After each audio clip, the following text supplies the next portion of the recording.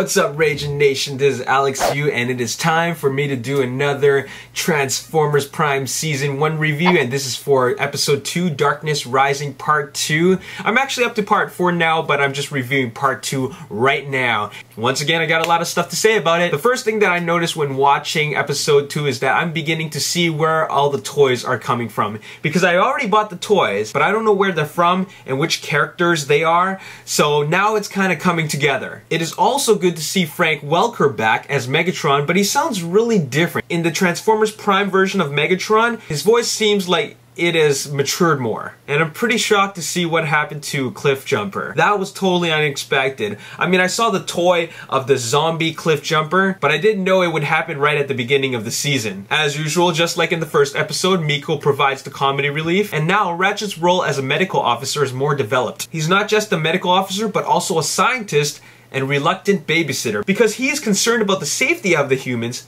but he doesn't want to deal with it. Starscream and Megatron in Transformers Prime have less of a bickering type of relationship that they had in G1. There's way more action in this episode, and more Vcons get killed because that is what they're there for. They're Decepticon fodder. And speaking of the action, I like what they did with the virtual cinematography. What virtual cinematography is something that was introduced in The Matrix Reloaded. Remember the fight between Neo and 100 Agent Smiths? Well, a portion of that was actually CG, and it allowed for the camera to be able to go in all parts of the fight. Like, it would do a close-up view of Neo, and then go wide, and then you would see the entire fighting, and then it would go into the perspective of Agent Smith, and then another Agent Smith, and then go back to Neo, all done in one take. That is virtual cinematography, and you see it evident when the Autobots go and rescue Cliff Jumper. There's a lot of handheld camera work, and it's really cool to see that it's done in longer takes. One thing I started noticing is that the dialogue is actually very clever. The humor is clever, and the direction really adds to it. For example, there's a scene when Ratchet has a computer problem,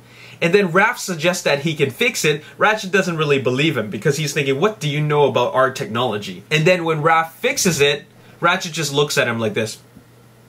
And then the camera cuts away.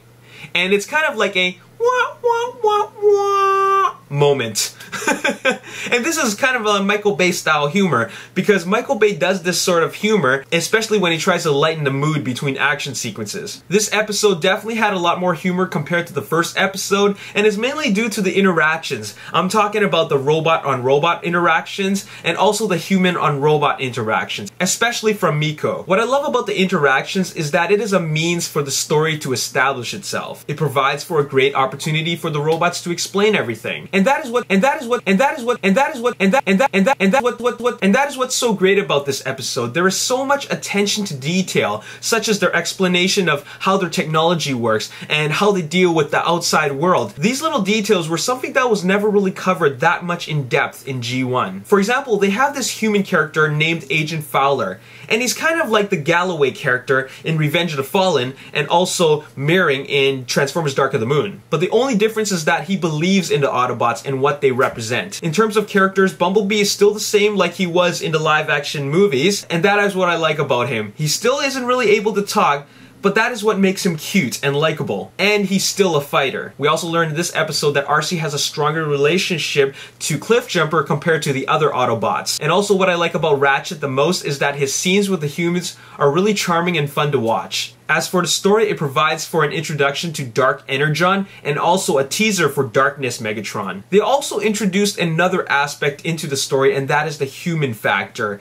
And they added some realism to it, such as the fact that keeping 3 kids inside a mountain is not practical. They need to go about their daily lives because they just can't go missing, and this provides an opportunity to show us the more human side of the story. Because even though the main characters are the robots this time around, it still does take place on Earth, and therefore the human situations that are presented to us still need to be realistic and relatable to the audience. And as I mentioned before, you can still see that the inspiration for these episodes continues to draw from the live-action films. In fact, Transformers Prime kind of feels like a continuation of the live-action trilogy, but from another location, or kind of like a spin-off. It is like the Transformers series that fans always wanted. Here's an example of how Transformers Prime is similar to the live-action films. You know, in the live-action films, when a toaster or a microwave gets touched by the Allspark, it becomes an aggressive robot?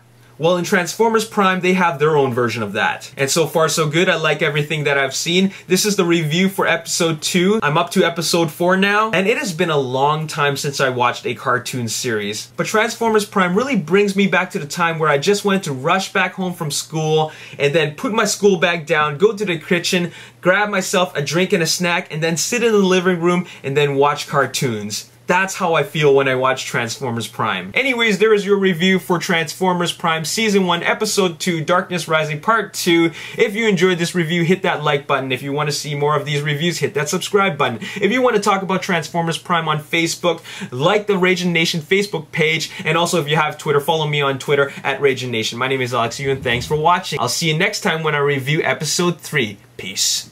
In Transformers 2 and came back in Transformers 3, and he was also in Transformers the 3D ride at Universal Studios. And during some downtime, Steven Spielberg was chatting with Glenn